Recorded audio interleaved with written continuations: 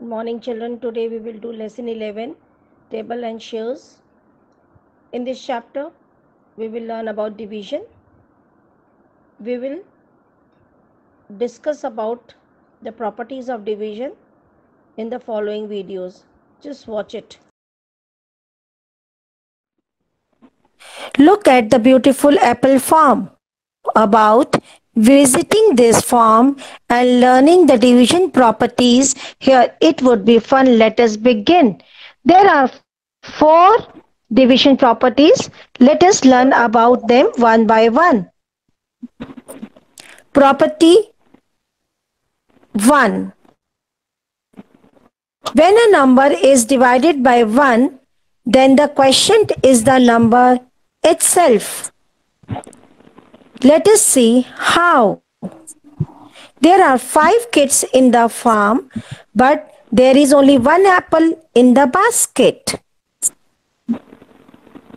How many slices of apples do we need to make so that the apple is distributed equally, since there are 5 kids and only 1 apple?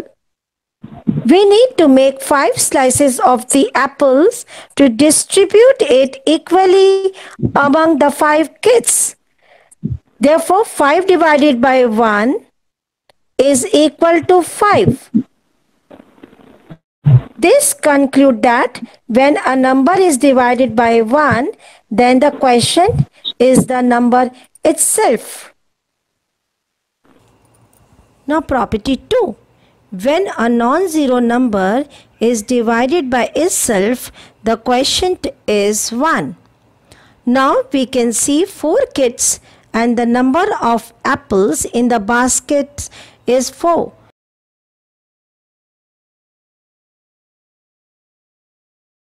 Thus, how many apples each kid will get? Here there are 4 kids and 4 apples. So accordingly, each kid will get 1 apple. So we have divided 4 by 4 and got the answer 1. Thus, this shows us that when a non-zero number is divided by itself, the quotient is 1. Property 3. When 0 is divided by a non-zero number, the quotient is 0.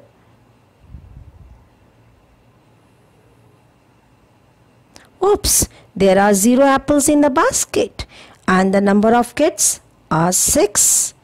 So, how many apples does each kid get?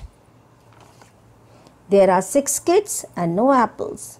So, here each kid get 0 apple as there are no apples. So, here simply we divided the number 0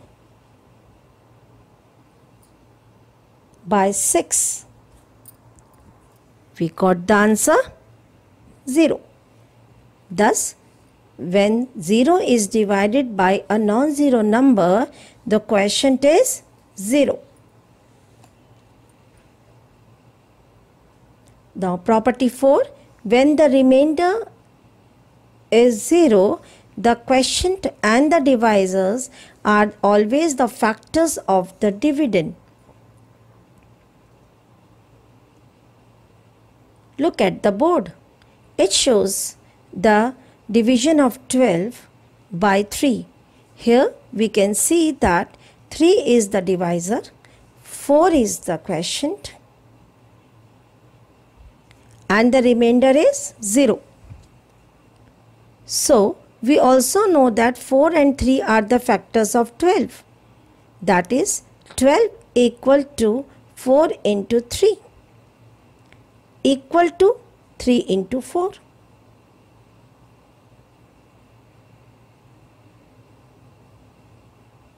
So we can say that when remainder is 0, the quotient and the divisor is always the factors of the dividend.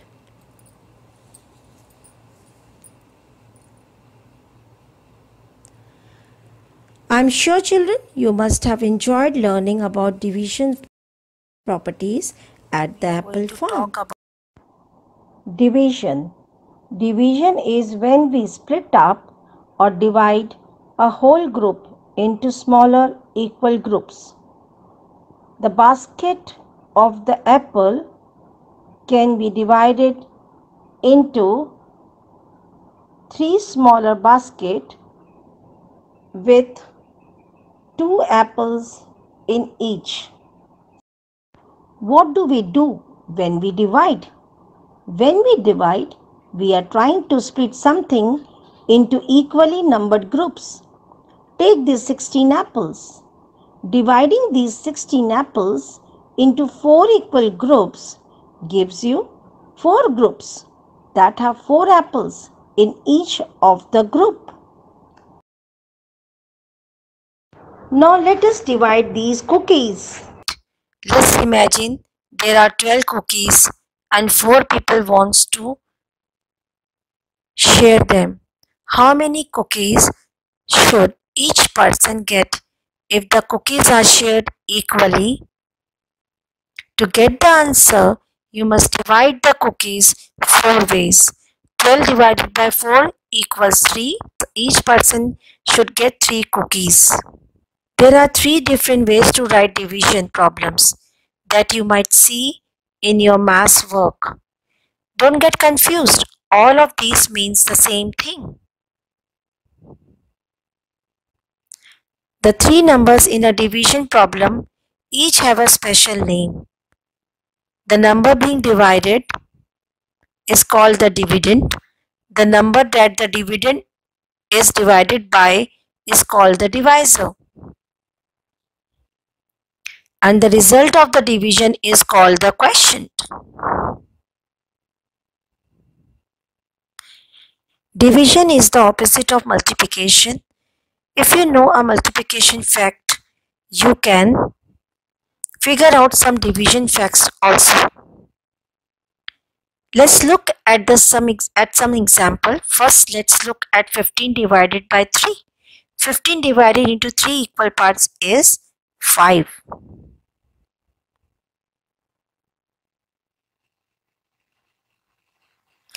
3 multiplied by 5 is equal to 15.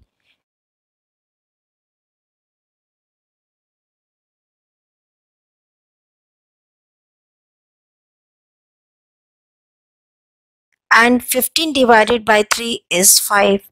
You can also divide 15 by 5 and 15 divided by 5 is 3. You can see that these 3 numbers will give us 4 related facts. If you can remember one of these facts, it is easy to figure out the answer to the others. Now let's take 32 divided by 4. If we divide 32 into 4 equal parts, how many are in each group? 8. 32 divided by 4 equals 8. We can double check this and see if it makes sense by taking 8 times 4. 8 multiplied by 4 is equal to 32.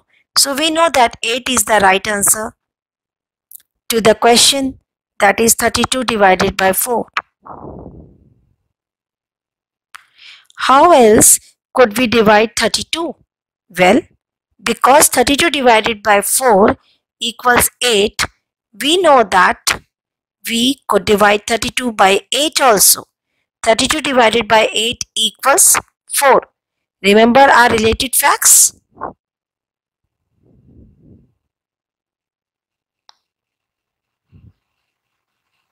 We could also divide 32 into 2 equal groups of 16 or into 16 groups of 2, and those facts are related as well. Let's look at one more problem. 6 divided by 3. If we divide 6 things into 3 equal groups, each group will only have 2 things in it. 6 divided by 3 is 2. And we can check it. that by looking at the related multiplication facts. 3 times what equals 6? That is 2. That means 3 times 2 is equal to 6. Or 3 multiplied by 2 is equal to 6. So 6 divided by 3, we get the true answer. We can divide 6 by 2 as well, and 6 divided by 2 is equal to 3. It is just vice versa. Now what happens if we divide something by 1? Let's try 6 divided by 1. If we have 6 things and divided them into one group, how many are in that group? That is, the answer is 6. So children, if any number is divided by 1, it is the same number you will get that you have started with. What if we divide a number by itself? Like 6 divided by 6. If you divide 6 things into 6 equal groups, how many things are in each group? You will find 1. Anything divided by itself equals to 1.